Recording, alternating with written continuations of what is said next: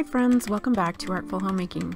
If we haven't met before, my name is Joy, and I'm a wife, a mom of 5, and I've been a homemaker for over 30 years.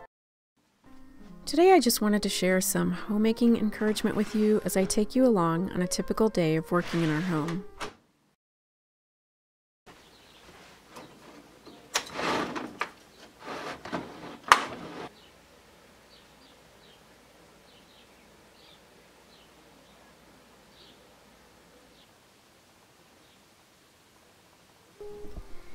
I've been asked before why I'm so passionate about homemaking, and I think it goes back to my childhood.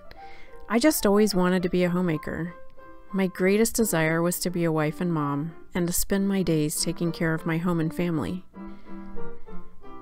I started really learning about homemaking as a teenager. I had left public high school and I was homeschooling myself, and just loving everything about being home full-time.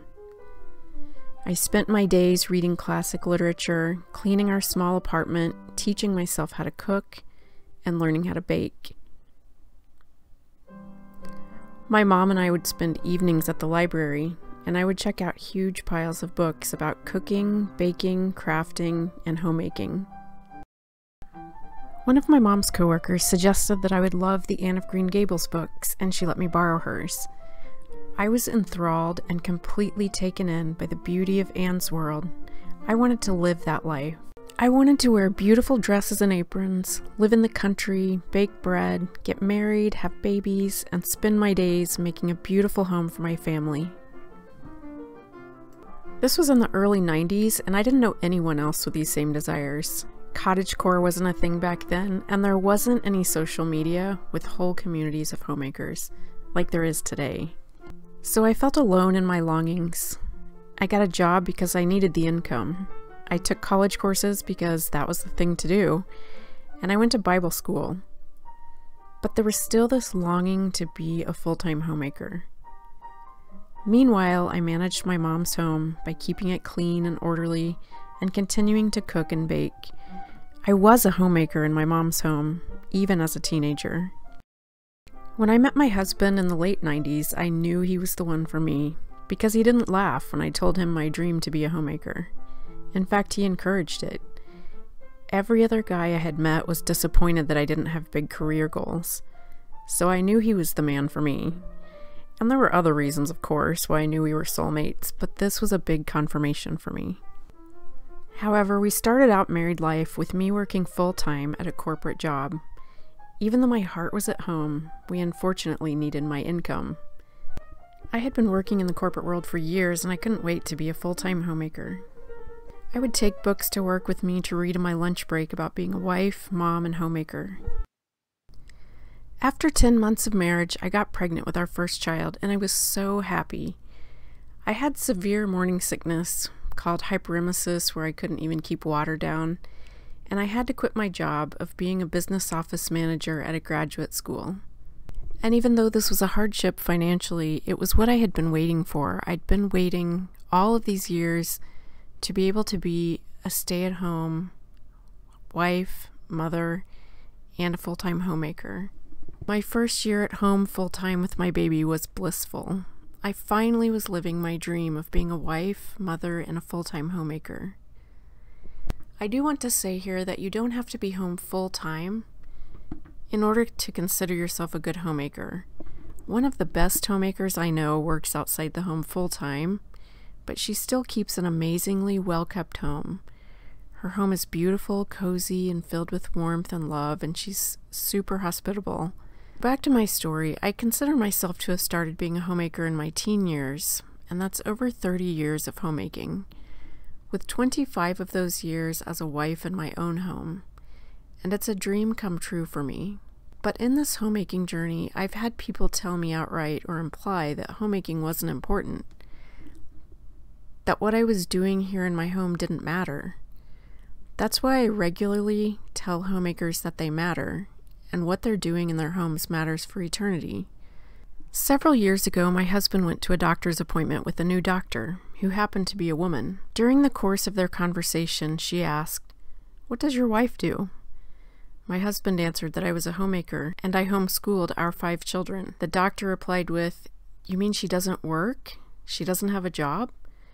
That's a lot of pressure for you to have to be the sole breadwinner. My husband didn't know what else to say to that, but he came home and he told me about the conversation and shared his impression that it was very insensitive and a rude thing to say. My first thought was that she's free to pursue her career and I'm free to pursue my dream as well. What business is it of hers what I do with my life? But then I also realized how sad it is that so many people don't see the value of homemaking. So many people have this vision of homemakers sitting around at home doing nothing and wasting time. And sometimes people do stay at home and do nothing, and they call themselves homemakers. But that isn't homemaking. That's just staying home. As Dorothy Morrison wrote, homemaking is not employment for slothful, unimaginative, incapable women.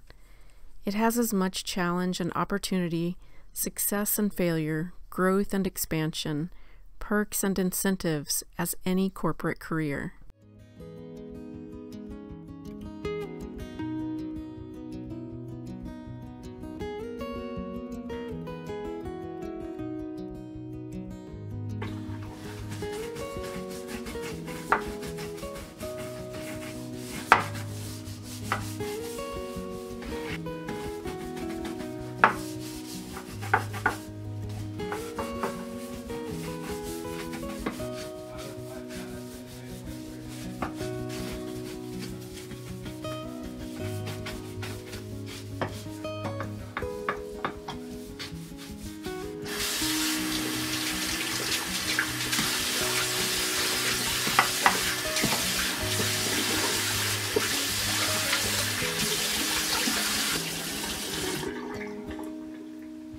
Homemaking is so much more than just housekeeping.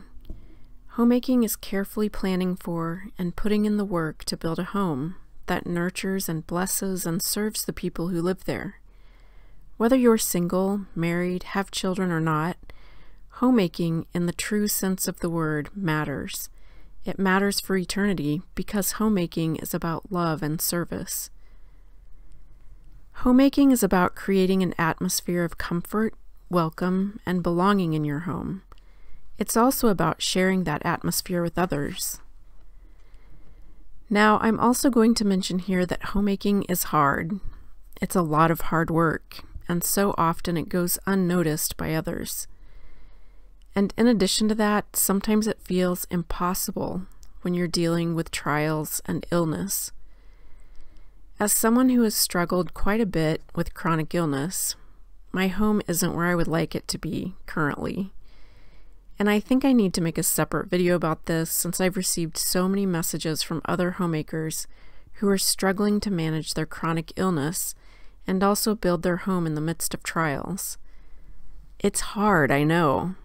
Sometimes when you're dealing with chronic illness, whether it's your own or someone else's, like someone in your family, for instance, my husband, he's had chronic illness. Some people have children with chronic illness.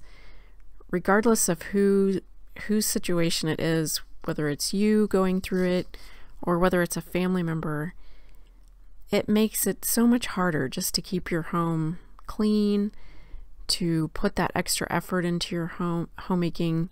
Sometimes whenever you're dealing with a chronic illness situation or a trial of some kind, everything in your home gets out of order and out of control. So it's a special case and it makes everything so much more complicated.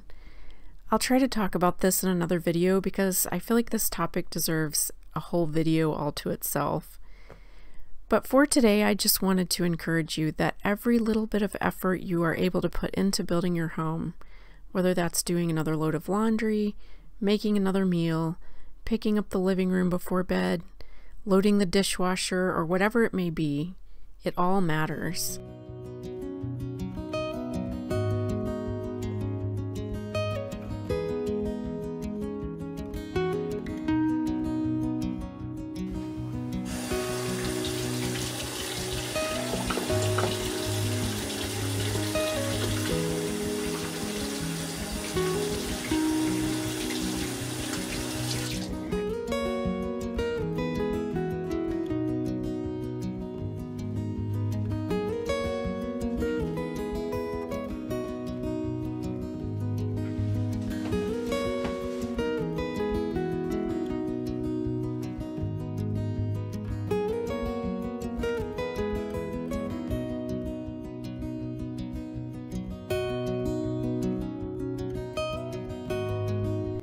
Be encouraged today that what you do in your home matters for eternity.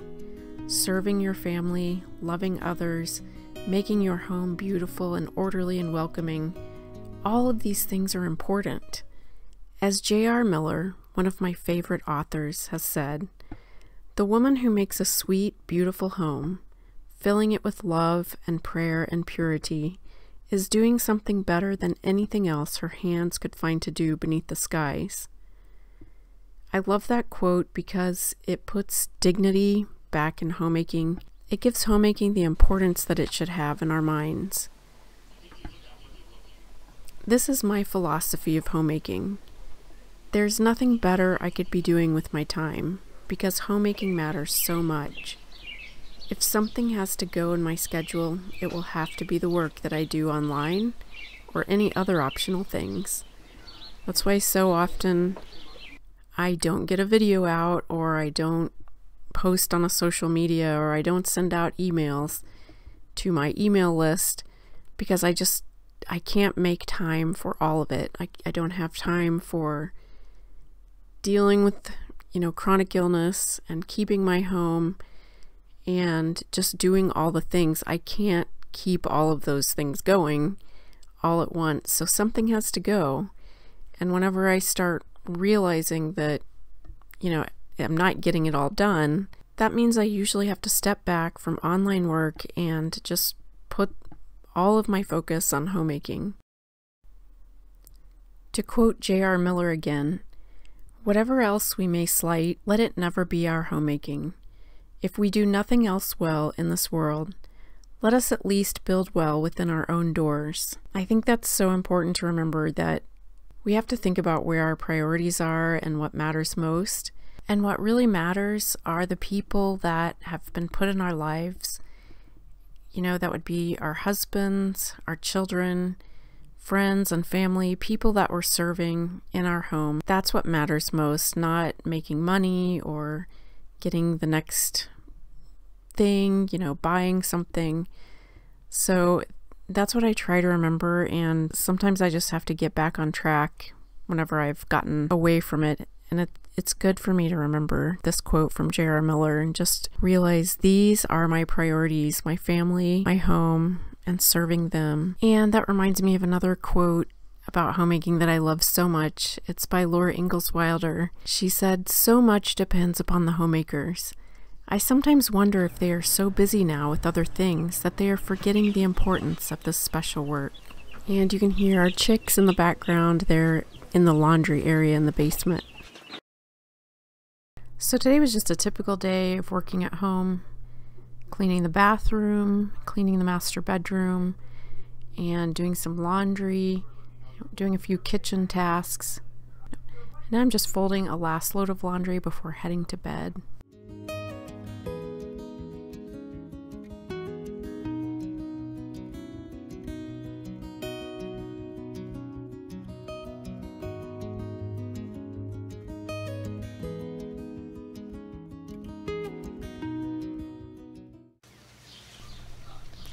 So this is a different day, and I'm putting some flowers into my front porch planter, and I just wanted to show you how I put this together. I pretty much use the same formula every year. I pick 3 different types of flowers. One is a taller flower for the center, and then I pick some flowers that spill over the edge, and then usually another flower that's kind of a medium height. And it makes a really pretty planter for the summer. So this year I have some, for the taller flower, I picked some white geraniums, and then I have some blue lobelia for the medium height flower. And the flower that spills over the edge, I can't remember what it was called, but it's a really pretty white plant, and it looked really nice. And then at the end, I decided to add some creeping thyme to kind of spill over the edge. So first I'm just trying these different flowers out to see how they look in the pot and which location to put each one of them in. So I'm just setting them down inside the pot, not actually planting them yet, just trying to see how I want them to look.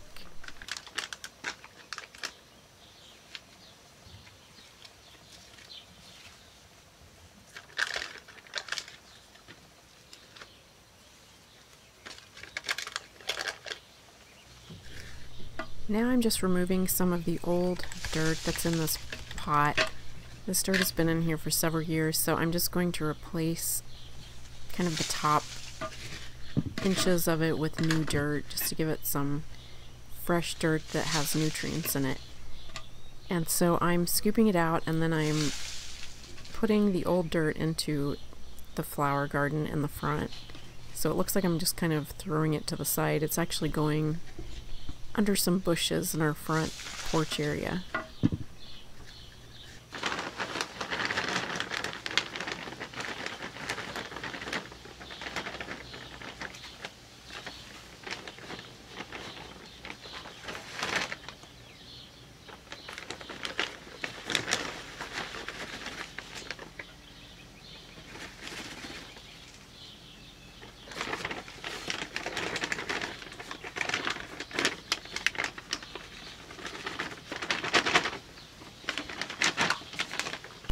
After adding the new potting mix, now I'm going to start by planting the tallest flower in the center of the planter.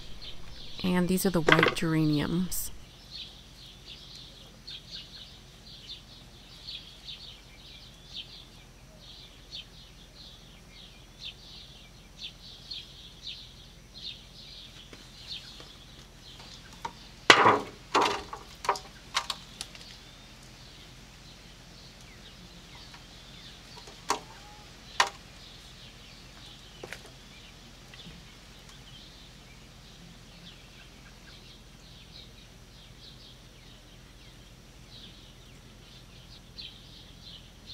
Next, I'm going to add these trailing white bell-shaped flowers. These are called Calatastic White Calabricoa. And they're so pretty. I'm not positive I'm pronouncing that correctly, but that's what the little tag said. I'm not really familiar with them, but my husband picked them up at a greenhouse, and I absolutely love them. Especially for this planter that I'm creating with some trailing flowers over the edge. And next I'm going to add these deep blue lobelia flowers. These are also some of my favorite. Pretty much every year I try to have blue lobelia at the front porch. I just love how the beautiful color. It's kind of a periwinkle blue. And then at the other edge I'm planting the thyme. So we have geraniums, the calabricoa, the lobelia, and then the thyme on the other side. I think it turned out so beautiful.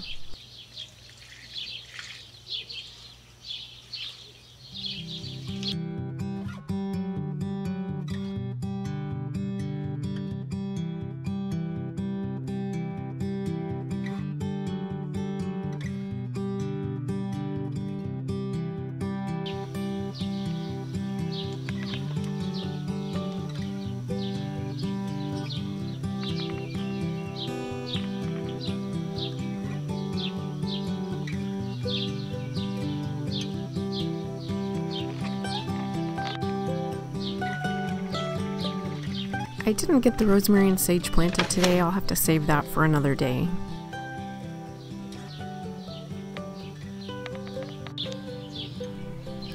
I hope these thoughts have been an encouragement to you today.